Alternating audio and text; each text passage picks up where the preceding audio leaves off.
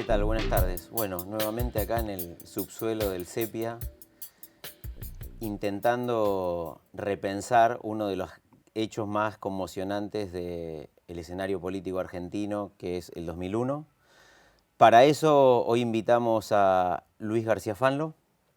Es doctor en Ciencias Sociales y profesor de Historia Social Argentina de nuestra carrera de Sociología. Así que te damos la bienvenida. Bueno, muchas gracias. Un placer estar acá.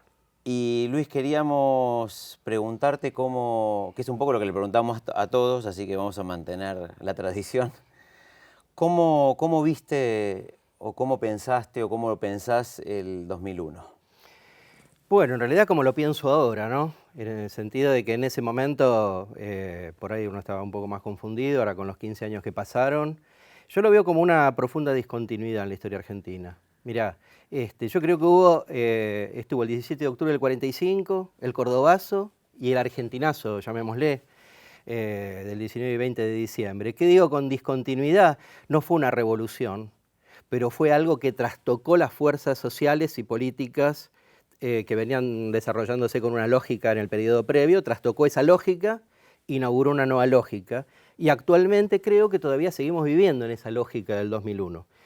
Y por otra parte pienso o ahora puedo llegar a pensar que el 2001, más que desencadenar hechos, los hizo visibles.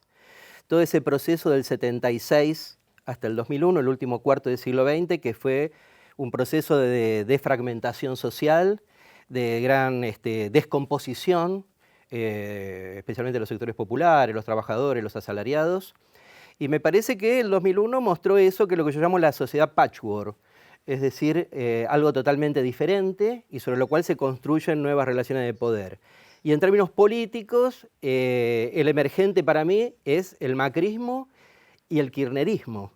En cierta manera se fueron todos. Y lo que vino a reemplazar eso es lo que hoy llamamos, ¿no es cierto? Es mucho más que el PRO o el Frente para la Victoria. Son dos fuerzas sociales, me parece.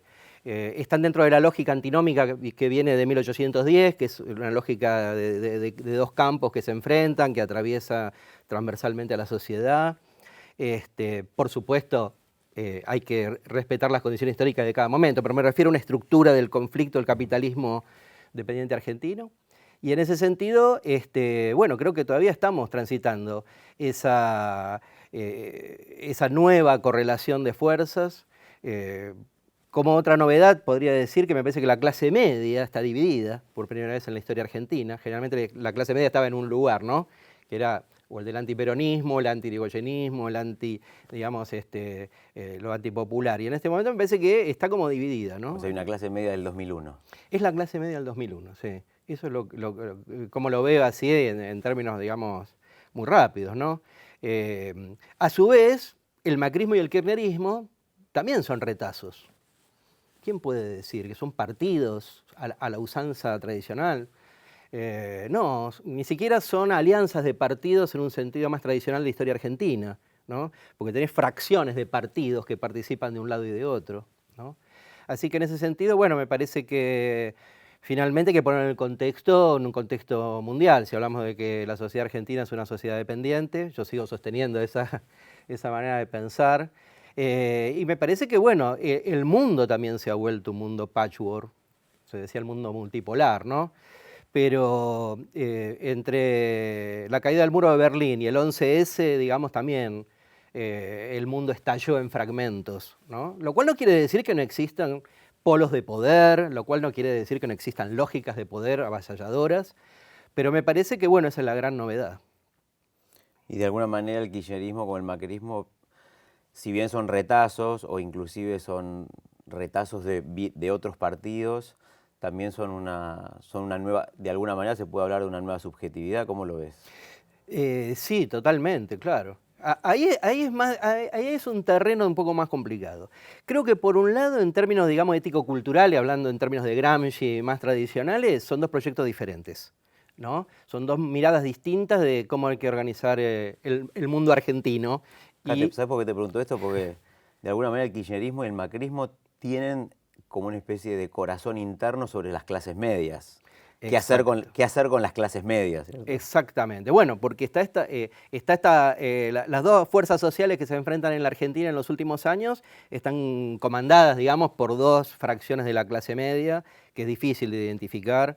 Pero sí, lo que vos decís yo lo pienso igual, en el sentido que el macrismo y el kirchnerismo, digamos, tienen esa disputa ético-cultural, pero en términos estético-políticos tienen muchas semejanzas. Justamente por lo que vos decís, porque tienen que atraer esa clase media y les cuesta atraerla.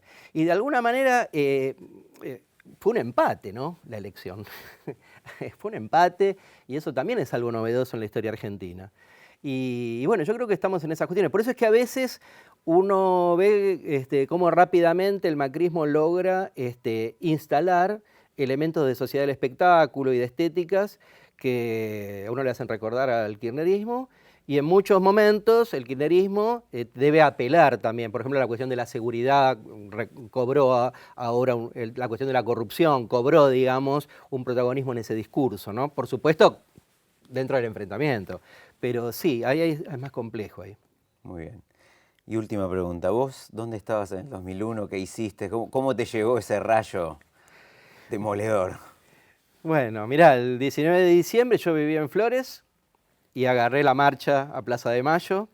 Llegué hasta Congreso y ahí me fui porque llegué justo cuando empezaban los gases. Y después de muy temprano estuve en la Plaza de Mayo porque trabajaba por ahí.